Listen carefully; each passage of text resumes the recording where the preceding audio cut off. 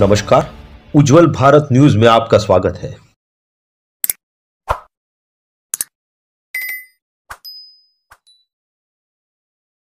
इस संवाद के प्रायोजक है मार्क गोल्ड लोन। सूरत के बाद अब वापी, दमन, उमरगांव में भी सबसे सुरक्षित gold loan mark gold loan. नमस्कार, उज्जवल भारत न्यूज में आपका स्वागत है। साल भर हो चुका है कोरोना महामारी को, लेकिन उसके बावजूद भी आज एक ठोस दवा, ड्रग्स या वैक्सीन इस प्रकार का कोई अभी तक नहीं आ पाया है जिसका ये सॉल्यूशन या हल निकला जाए कि हमें दोबारा कोरोना वायरस से संक्रमित नहीं हो पाएंगे। ये जो हमारे अंदर मानसिकता हमारे अंदर बैठ गई है कि कोरोना का वैक्सीन लगाने के बाद हमें मास्क नहीं पहनना चाहिए या हमें सैनिटाइज नहीं करना चाहिए, आज हम खुलासा करते हैं उसी बात पर। आरटीपीसीआर टेस्ट के लिए भी खुलासा करते हैं। हमारे साथ डॉक्टर विकी गांधी जी उपस्थित है, डॉक्टर वलसाड़ के सिविल अस्पताल के। आइए बात करते हैं डॉक्टर विकी गांधी जी से। सर, हमारे में आपका बहुत बहुत स्वागत है। नमस्कार, आपका बहुत स्वागत है हमारे डिपार्टमेंट में। मैं डॉक्टर विकी गांधी हूँ, जो यहाँ पे मददनीश प्राध्यापक तरीके अपनी फर्ज अदा करता हूँ। मैं यहाँ पे आरटीपीसीआर का लैब इंचार्ज हूँ और आरटीपीसीआर के लिए हमारे पास पर दिन 1500 से 2000 तक के सैंपल अभी आ रहे हैं, जिसका हम लोग टेस्टिंग करते हैं और उसके बाद ICMR करके जो हमारा भारत सरकार का संस्था है, उसके पोर्टल में हम उसका रिजल्ट एंटर करते हैं और सब रिपोर्ट हम यहाँ से जनरेट करके देते हैं। ठीक है, आरटीपीसीआर टेस्ट है वो बहुत ही अच्छा टेस्ट है, लेकिन उसके भी अपने कुछ फ़ायदे हैं और कुछ उसके लिमिटेशंस भी हैं। ठीक है, जो फ़ायदे हैं उसमें वही है कि वो मोलिकुलर बेस्ड टेक्निक है। मीन्स हम सीधा उसमें से वायरस का RNA है उसको हम एम्पलीफाई करके मशीन में उसको डिटेक्ट करते हैं। तो आप में अगर वायरल लोड कम होगा तो भी हम उसको डिटेक्ट कर सकेंगे। जो हम रैपिड एंटीजन जो भी बोलते हैं कि 15 या 20 मिनट में हम रिपोर्ट दे देंगे, वहाँ पे उसमें क्या प्रॉब्लम होता है, उसमें आप तभी डिटेक्ट कर सकते हो जब आपका वायरल लोड हाई रहता है, तभी आपका रैपिड एंटीजन टेस्ट पॉजिटिव आता है। जब आपका वायरल लोड कम होता है तो उसके लिए आपको आरटीपीसीआर टेस्ट ही करवाना होता है। सर, इस बात पे आपको रोक के बताना चाहूंगी कि वायरल का लोड हमारे दर्शक इस टर्म को समझ नहीं पाएंगे। हाँ। इसको आप सरल से समझाएं कि हमारे दर्शक ये जानना चाहे वायरल का लोड मतलब क्या होता है। वायरल लोड मीन्स क्या होता है, जब भी हमें कोई इन्फेक्शन होता है तो पहले इन्फेक्शन इंक्यूबेशन स्टेज में होता है, फिर धीरे धीरे वायरस मल्टीप्लाई होता है, जिसको हम वायरल लोड बोलते हैं।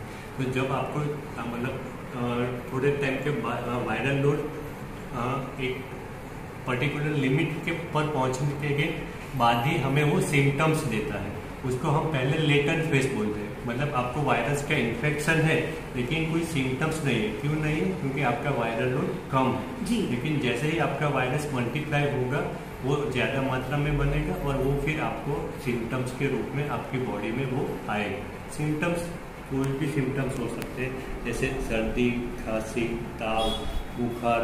ठीक है, फिर अभी कोरोना के लिए ही बात कर देता हूँ, उसमें जैसे स्मेल चले जाना, टेस्ट चले जाना, पूरा वीकनेस होना, ये सारे सिम्टम्स कोरोना के होते हैं। तो वायरल लोड का मीन्स वही होता है कि जब आपका आप में वायरस कम है और फिर धीरे धीरे बढ़ते बढ़ते वो इतना बढ़ गया है कि वो आपको सिम्टम्स ज़्यादा रह रहा है, तो उसके सामने लड़ने के लिए हम दवाई देते हैं। तो एंटीवायरल ड्रग्स जिसके बारे में हम बात कर रहे थे, एंटीवायरल ड्रग्स वो वायरस पे सीधा असर करता है और वो वायरल लोड कम करता है। अगर आप एंटीवायरल ड्रग्स नहीं दोगे तो वायरल लोड बढ़ता जाएगा और वो इतना बढ़ता जाएगा कि वो पेशेंट को क्रिटिकल कर सकता है और उसी की वजह से मल्टी ऑर्गन फेलियर बोल सकते हैं और उसी की वजह से पेशेंट की डेथ होती है। सर, हम बात करेंगे अब ड्रग्स के बारे में, दवाई के बारे में। देखा जाता है कि एंटीबायोटिक अगर सर्दी खांसी भी होती है ना, तो आमतौर पर एंटीबायोटिक ड्रग्स देते हैं, प्रिस्क्राइब करते हैं। तो ये मात्रा जिसकी होती है पूरे दुनिया में, पूरे विश्व में, एंटीबायोटिक और एंटीवायरल दोनों में कितना अंतर है और दोनों में क्वांटिटी कितनी ज्यादा है, क्यों आज वायरस को पकड़ ही नहीं पाते? उसमें क्या है कि एंटीबायोटिक ड्रग्स मीन्स ऐसी दवाई जो बैक्टीरिया के अगेंस्ट में काम करती है और उसको मार के जो दर्दी है उसको जल्दी से जल्दी रिकवर कर देती है। हमारे पास एंटीबायोटिक के रिलेशन में बहुत सारे रिसर्च हुए हैं और बहुत सारी दवाई हमारे पास बहुत सारे बैक्टीरिया के सामने अवेलेबल है।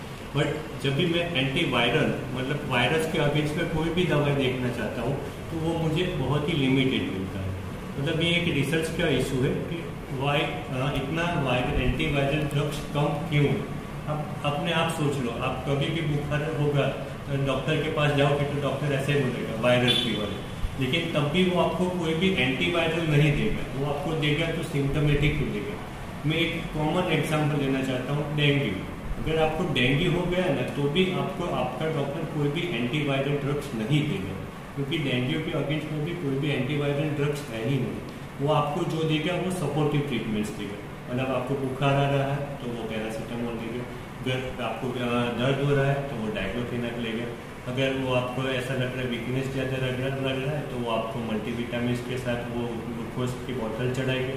वो सिम्टोमेटिक ट्रीटमेंट ही देगा, एंटीवायरल ड्रग कोई भी नहीं दे पाता है। लेकिन देखा जाता है सर कि बैक्टीरियल डिजीज के मुकाबले में वायरल डिजीज बहुत ज्यादा है, तो यहाँ पे कहीं ना कहीं ये हमारी कमजोरी कहेंगे इंसानी तौर पर कि वैज्ञानिक दृष्टि से कि आज एंटीबैक्टीरियल ड्रग्स बहुत सारा है, जबकि बैक्टीरियल बीमारियां की क्वांटिटी कम है और वायरल डिजीज बहुत ज्यादा है। तो कहीं ना कहीं ये हमारे जो रिसर्च में और बढ़ोतरी होनी चाहिए। वायरल डिजीज के मुकाबले बहुत ज्यादा है। वायरल डिजीज में क्या होता है, वायरल डिजीज होता है तो वो हम आमतौर पर वो अपने आप ही ठीक हो जाता है, लेकिन जैसे भी कभी ज़्यादा म्यूटेशन हो जाता है या जब भी कोई महामारी जिसे हम बोलते हैं, ये ऐसा नहीं है कि पहली बार ऐसी कोई महामारी वायरस की वजह से होती है। हम लोग जानते हैं 100 साल पहले स्पेनिश फ्लू आया था, फिर बर्ड फ्लू आया था, फिर स्वाइन फ्लू आया था, वो सारे वायरस ही थे। जो वायरस HIV भी हम अभी पेंडेमिक ही बोल रहे हैं, क्योंकि HIV भी एक वायरस ही है, लेकिन HIV के क्षेत्र में हमने बहुत अच्छा काम किया है और उसके अगेंस्ट में हमने बहुत सारी एंटीवायरल ड्रग्स इम्प्लीमेंट कर दी है।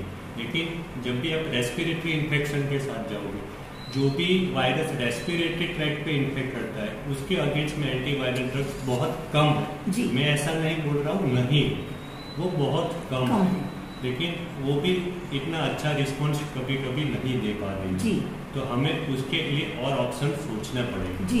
क्योंकि अभी आप देख लो कोरोना का महामारी को 1 साल होने आया जी। ये उसका सेकंड वेव जो दूसरी लहर बोल रही है, उसमें क्यों इतना पेशेंट आ रहा है? It is due to the mutation. Viral होता है तो उसमें म्यूटेशन के चांसेस बहुत ज़्यादा होते हैं। RNA वायरस होते हैं और DNA वायरस होते हैं। RNA वायरस में म्यूटेशन कंटिन्यूस होते रहते हैं। म्यूटेशन भी 2 तरह के होते हैं, एंटीजेनिक शिफ्ट और ट्रिप। ठीक, एक में म्यूटेशन धीरे धीरे स्लो होता है तो वो अपने आप ही चला जाता है, और एक जो म्यूटेशन होता है वो ड्रास्टिक म्यूटेशन होता है। और ऐसे ड्रास्टिक म्यूटेशन जो होते हैं ना, it is responsible for the pandemic. ठीक है, अभी सेकेंड वेव की बात कर ले तो हम लोग बोल रहे हैं कि नया वेरिएंट है। व्हाट डू मीन बाय नया वेरिएंट? तो नया वेरिएंट मीन्स जो पहला वाला जो चीन से आया था उसके मुकाबले इसका जो जीनोम सीक्वेंस है, मतलब म्यूटेशन होके उसका जीनोम सीक्वेंस चेंज हो गया, इसीलिए हम उसको वेरिएंट बोलते हैं, नॉट द ओरिजिनल वायरस। ठीक है, तो उसके सिम्टम भी अलग अलग होंगे, नए होंगे? हाँ, नए होते। पहले जो सिम्टम्स थे वो ऐसे था कि सर्दी, खांसी, बुखार और वो गले में सूजन, फिर टेस्ट नहीं है। लेकिन अभी जो सेकंड वेव है इसमें ऐसा होता है कि पेशेंट को बुखार ही नहीं आ रहा है। ठीक है, लेकिन अभी के जो सिम्टम्स है उसमें क्या होता है, बुखार नहीं आ रहा है लेकिन आँख में कंजक्टिवाइटिस होता है, फिर गले में सूजन आती है, पूरा बॉडी वीकनेस हो जाती है, नेल्स और उसमें वो फीके पड़ जाते हैं। ये फिर अभी तो डायरिया कंप्लेन आ रही है पेशेंट को, वॉमिटिंग कंप्लेन आ रही है। जो पहला वेव था, जो लास्ट ईयर था, उसमें ऐसे कोई भी कंप्लेन दर्दी को नहीं हो रही। तभी हमने ऐसे ही डायग्नोस किया कि अगर बुखार है, गले में सूजन है और सर्दी और खांसी है, मीन्स कोरोना हो सकता है। लेकिन अभी हम वो स्टेज पे पहुँच गए हैं कि हम बता ही नहीं सकते कि ये पेशेंट के कोरोना है या नहीं है, क्योंकि हम सिम्टम्स के बेस पे उसको डिफ्रेंशिएट ही नहीं कर पाए। क्योंकि दूसरा वेरिएंट है उसमें बहुत सारे सिम्टम एडिशनल आ गए हैं, जैसे मैंने बताया डायरिया जो फर्स्ट वेव में था, कंजक्टिवाइटिस जो फर्स्ट वेव में था, इसलिए अभी उसके डिटेक्शन में भी ज़्यादा प्रॉब्लम इसीलिए पेशेंट को बुखार ही नहीं आता। कभी भी हमारे बॉडी में कोई भी इन्फेक्शन होता है तो उसका एक ही सिम्टम्स होता है, बुखार आना। तभी हमें पता चलता है कि हमारे बॉडी में कोई इन्फेक्शन है। लेकिन एक ऐसा इन्फेक्शन है कि जिसमें बुखार ही नहीं आ रहा है, तो ये भी एक सोचने की बात करेंगे। RT-PCR टेस्ट की देखिए बहुत लोग ये कह रहे हैं आरटीपीसीआर टेस्ट में नेगेटिव आया मतलब हम लोग सेफ है, हमें कोरोना नहीं है। उसके बाद भी देखा गया आरटीपीसीआर टेस्ट में उसको हम लोग गोल्ड टेस्ट का नाम देते हैं।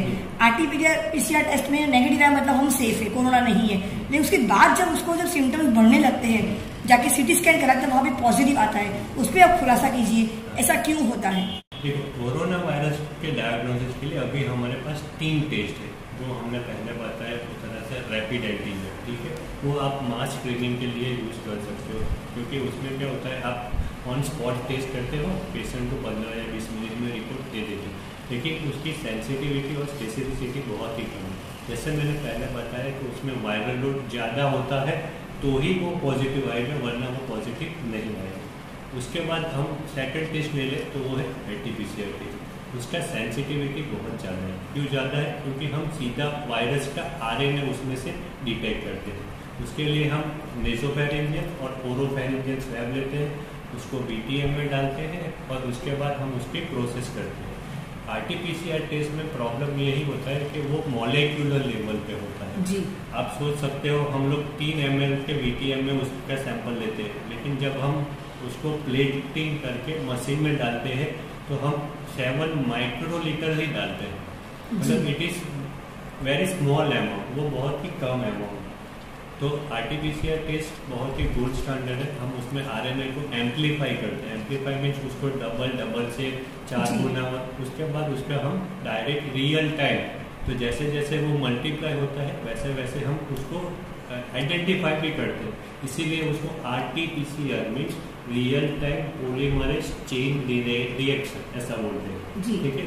रियल टाइम मीन्स आपके इंस्ट्रूमेंट में वायरस मल्टीप्लाई भी हो रहा है और आप उसके साथ साथ उसको फ्लोरोसेंस के माध्यम से उसको डिटेक्ट भी कर रहे हैं, इसीलिए हम उसको रियल टाइम पीसीआर बोलते हैं, आरटीपीसीआर। लेकिन आरटीपीसीआर के भी कुछ लिमिटेशन है। HRCT means high resolution CT scan, उसमें क्या होता है जो हमारा सीटी स्कैन होता है इसी तरह हम HRCT means high resolution CT scan lungs का करवाते, वो आप सीधा उसमें पैचेस दे सकते हैं जी, ठीक है। इसमें क्या होता है आरटीपीसीआर के लिमिटेशन क्या होते हैं, आप जब भी मास्क नहीं करोगे तो वो सैंपल ही प्रॉपर नहीं लेगा और उसका जो सैंपलिंग प्रोसीजर है वो थोड़ा अनऑकवर्ड है पेशेंट के लिए, क्योंकि नाक में अंदर तक सली घुसाना वो किसी को भी अच्छा नहीं लगता और जब भी मुंह में भी आपको वो स्वैब लेने के लिए सली घुमाना तो वो it is produce gag reflex करता है, तो वो भी अच्छा नहीं रहता। तो उसी वजह से कभी कभार क्या होता है कि आप सैंपल अच्छे से नहीं ले पा रहे,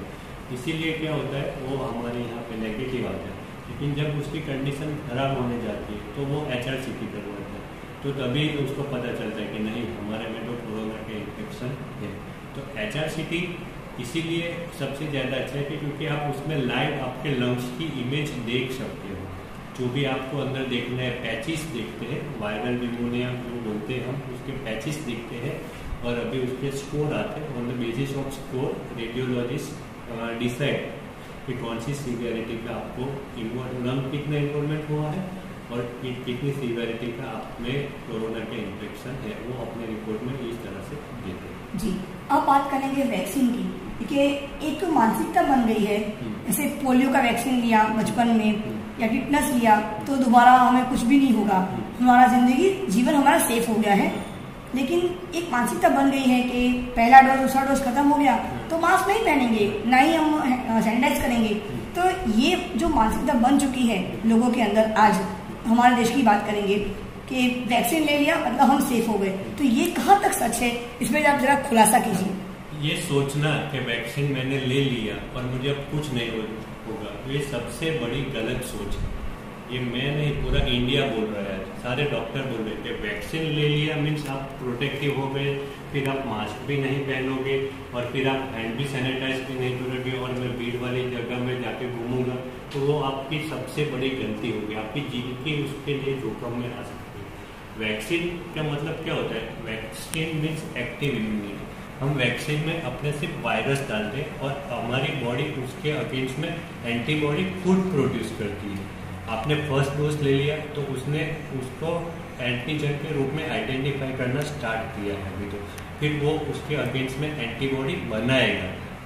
वो उसमें उसको 7 से 10 दिन तो उसको एंटीजन आइडेंटिफाई करने में लगेगा और उसके अगेंस्ट में उसको एंटीबॉडी बनाने में लगेगा, ठीक है। उसके बाद आपने 28 दिन के बाद सेकंड डोज लिया, जिसको हम बोल सकते हैं it is a booster dose means अगर उसमें क्या होता है कि अगर आपका बॉडी है वो वायरस को भूल गया तो हम बूस्टर डोज दे के उसको वापस याद करवाते हैं तो भाई आपको वो एंटीजन याद रखना है और उसके अगेंस्ट में एंटीबॉडी बनाना स्टार्ट करना है।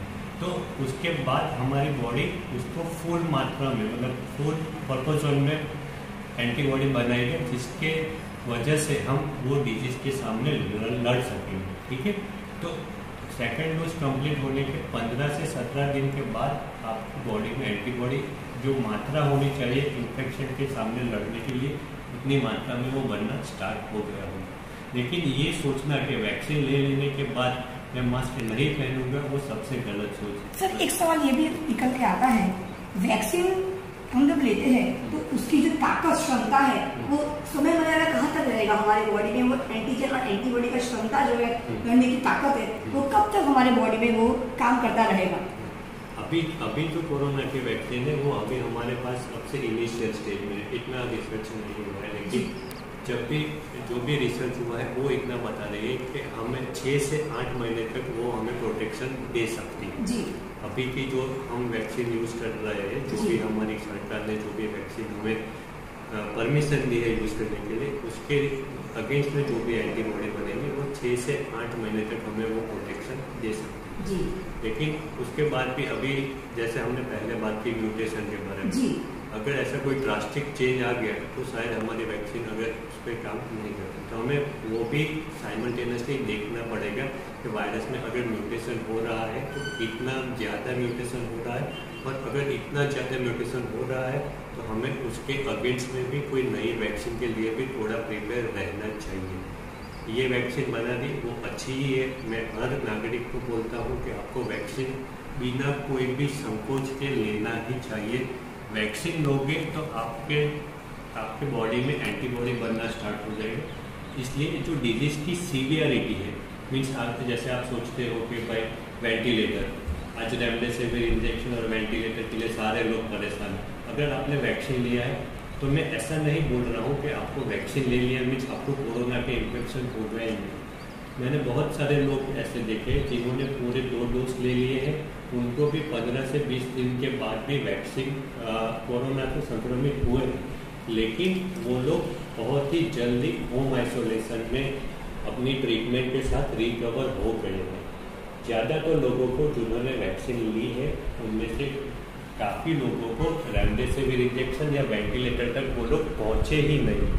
मीन्स वैक्सीन लेना means it's reduce your severity of disease, वो आपकी डिजीज की सीवियरिटी को कम कर रहा है, वो डिजीज को मतलब ख़त्म ही कर देता है, ऐसा नहीं है। तो ये सोचना बहुत ही गलत है कि आपने वैक्सीन ले लिया मीन्स आप अभी राजा बन गए हो और आप कुछ नहीं करोगे, ठीक है।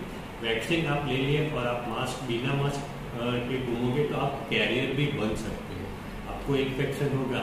आपने वैक्सीन लिया है तो शायद ऐसा हो आपने सिम्टम्स नहीं आए, लेकिन आप अपने घर जाओगे, आपके अपने घर पे बूढ़े माता पिता होंगे या छोटे बच्चे होंगे, उनको जिन्होंने वैक्सीन नहीं लिया होगी तो आप उनको भी अपना इन्फेक्शन ट्रांसफर कर सकते हो, मीन्स आप कैरियर बन सकते हो अपने परिवार के लिए, जो बहुत ही गंभीर बात है।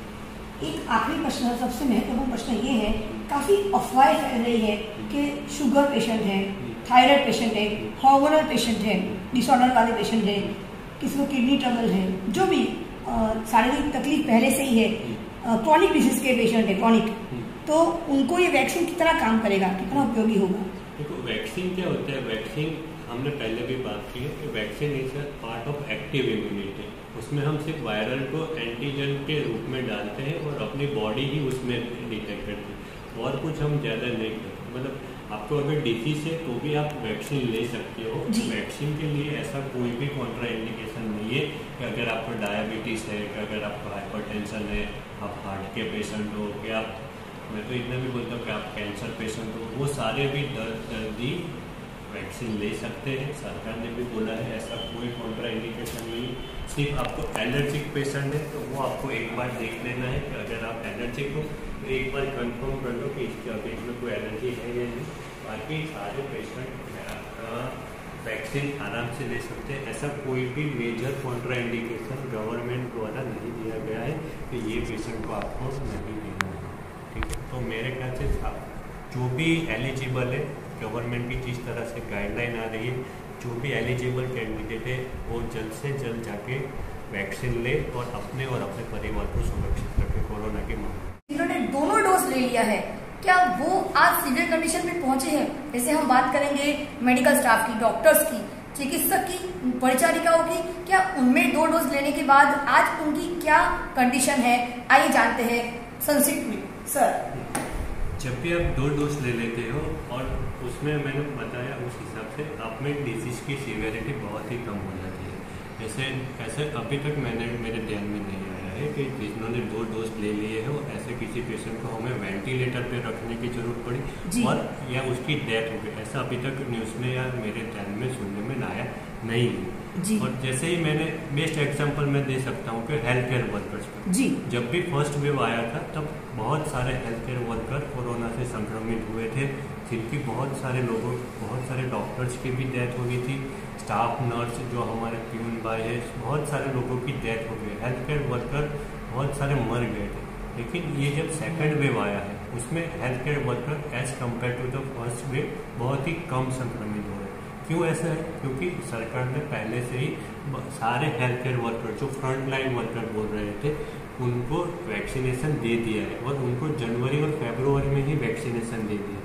इसलिए इस बार का जो वेव है उसमें health care workers means doctors की बात करो या फिर हम स्टाफ नर्स की बात करें या आयुष वाले जो बात करें या अपना प्यून वाला है जो सर्वेंट जो काम करते हैं या अपने पुलिस वाले भाई जो फ्रंट लाइन वर्कर है जिन्होंने वैक्सीन ली थी, इस बार उन लोगों में कोरोना का संक्रमण बहुत ही कम पाया जा रहा है और अगर पाया भी जा रहा है तो वो बहुत ही जल्दी अपनी डिजीज से रिकवरी कर रहे हैं, जो पहले के मुकाबले काफ़ी अच्छा है।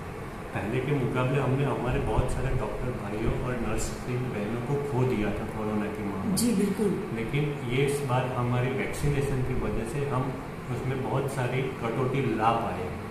ठीक है, तो ये काफ़ी अच्छा रहेगा सभी के लिए कि वैक्सीन लो और सुरक्षित हो। ऐसे प्रश्न जो थे उनको आज हमने कोशिश की है सरल बनाने की, कि ऐसे प्रश्न जो मन में आ रहे थे कि वैक्सीन लेने के बाद हम सुरक्षित हो गए, हमें मास्क नहीं पहनना है, नहीं सैनिटाइज करेंगे और हम भीड़ भाड़ जगह में जाएंगे और मौज मस्ती करेंगे, वो बिल्कुल गलत है। आप कैरियर पेशेंट बन सकते हो, आप वैक्सीन ले चुके हो, इसका मतलब आप 50% सुरक्षित हो। आपके शरीर में संक्रमित आप हो सकते हो और आपको किसी और का भी संक्रमित कर सकते हो।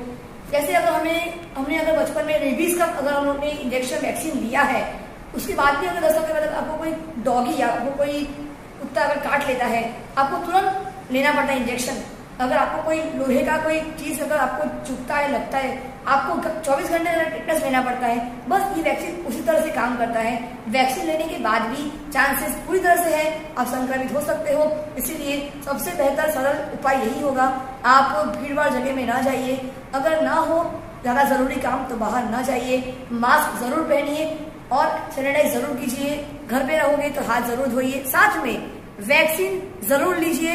लेकिन इसका मतलब ये नहीं है आप संपूर्ण सुरक्षित हो, क्योंकि ये विषाणु है, वायरस यानी विषाणु या तो आरएनए से होता है या उसके अंदर डीएनए होता है। और विषाणु का लोड अगर शरीर में कम होगा तो वो नेगेटिव टेस्ट बताएगा आरटीपीसीआर में भी।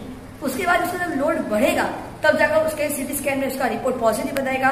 इसलिए आप संक्रमित हो सकते हो, होने के बाद भी आपको नेगेटिव रिपोर्ट बताएगा। इसलिए आप पहले सुरक्षित रहिए और दूसरे को भी सुरक्षित कीजिए। उज्जवल भारत न्यूज, देश की प्रखर आवाज, वलसाड़ से सीमा भट्टाचार्य, कैमरा।